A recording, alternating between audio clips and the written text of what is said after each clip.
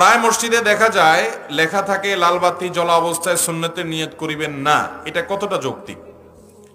লাল বাতি জ্বলা অবস্থায় নামাজের নিয়ত করবেন না, এই লিখে দেওয়ার কোন একটা প্রয়োজনীয়তা, কোনো যৌক্তিকতা এখন অন্তত নাই।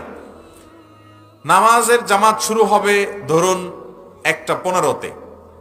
এখন কেউ এসে নফল বা সুন্নতের নিয়ত করবে, আর বাকি আছে 1 মিনিট। তো 1 মিনিটে নিয়ত করে সে তো নামাজ শেষ করতে পারবে না, তাই না? তো এই মুহূর্তে তাকে শুধু এই বার্তাটা জানানো যে ভাই নামাজের বাকি আর আধা মিনিট আছে, বা 1 মিনিট আছে, বা 1.5 মিনিট আছে, বা কয়েক সেকেন্ড আছে, আপনি এই মুহূর্তে নামাজের নিয়ত করিয়েন না।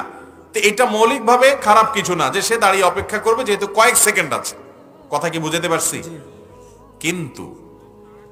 কিন্তু যেহেতু এখন নামাজের জামাত কয়টায় হয় প্রত্যেকটা মসজিদের সামনে লেখা আছে না নাই, তাহলে